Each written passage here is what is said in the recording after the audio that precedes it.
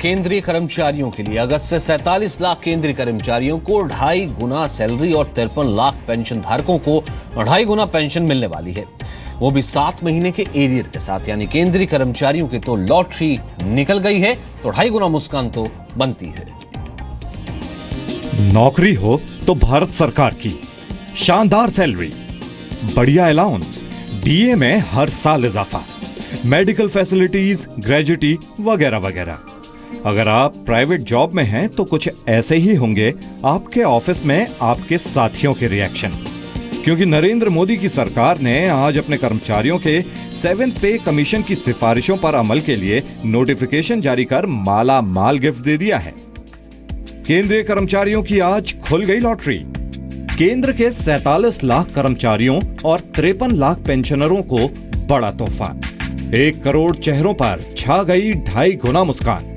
यानी 47 लाख केंद्रीय कर्मचारी और 53 लाख पेंशन धारकों के अगस्त की तनख्वाह 2.57 गुना ज्यादा मिलेगी।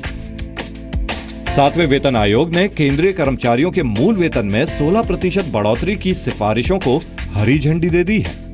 7वें वेतन आयोग के मुताबिक न्यूनतम सैलरी 18,000 रुपये हो गई है, जबकि अधिकतम सैलरी 2.5 लाख रुपये हो गई है। 7वां वेतन आयोग 1 जनवरी 2016 से लागू होगा, यानी बीत गए 6 महीनों का एरियर मिलेगा। हालांकि पीके सिन्हा कमेटी ने वेतन आयोग की सिफारिशों के अलावा 18 से 30% सैलरी बढ़ाने की सिफारिश की थी। पैनल ने एंट्री लेवल सैलरी भी 18,000 की जगह 23,000 रुपये रखने को कहा था, लेकिन नोटिफिकेशन के मुताबिक केंद्रीय कर्मचारियों की सैलरी कहां से कहां पहुंच गई, कुछ इस तरह समझिए। जिन कर्मचारियों को पहले 7,000 रुपये मिलते थे उन्हें अब 18,000 रुपये मिलेंगे। जिन्हें 13,500 रुपये मिलते थे उन्हें अब 35,400 रुपये मिलेंगे। जिन कर्मचारियों को 21,000 रुपये मिलते थे उन्हें 56,100 रुपये मिलेंगे। जिन्हें 46,100 रुपये मिलते थे उन्हें अब 1,18,500 रुपये मिलेंगे। 80,000 रुपये कमाने वाले कर्मचारियों को 2,25,000 रुपये मिलेंगे। अब जिन कर्मचारियों की तनख्वाह 90,000 रुपये थी उन्हें 2.5 लाख रुपये मिलेंगे। अब नजर डालते हैं उस बोझ पर जो इस वेतन बढ़ोतरी से देश के खजाने पर पड़ेगा। केंद्रीय कर्मचारियों को उनका बढ़ा हुआ मेहनताना देने में केंद्र के खजाने पर 1,02,100 करोड़ रुपए का बोझ आएगा, जो देश की कुल जीडीपी का 0.7% है।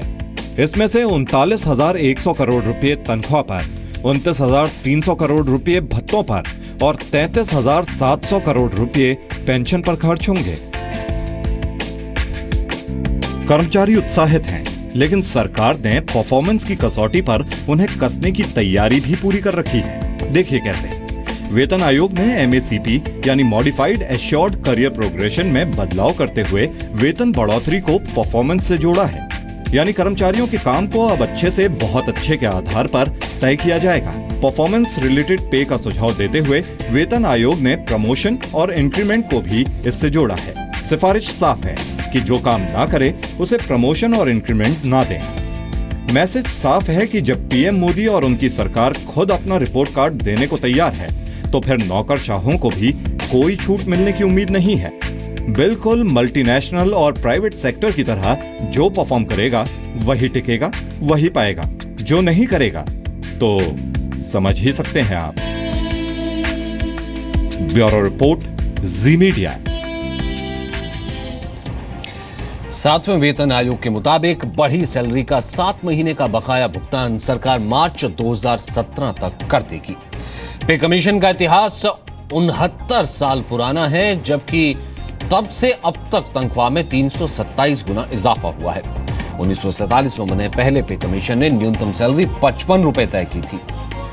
अब 69 ईयर्स हो चुके हैं और सबसे कम इजाफे की सिफारिश पहले कमीशन में की गई थी। इससे पहले पे कमीशन में सैलरी 10 रुपए बढ़ी थी, जबकि बेसिक पे के मामले में 7वें वेतन आयोग ने 69 वर्षों में सबसे कम बढ़ोतरी की सिफारिश की है, क्योंकि इस बार बेसिक सैलरी 16% बढ़ाई गई है, जबकि 6वें पे कमीशन में बेसिक सैलरी 20% बढ़ाई गई थी। पहले पे कमीशन में रेलवे के क्लास 4 कर्मचारियों की सैलरी 10 रुपए से 30 रुपए तक बढ़ाई गई थी।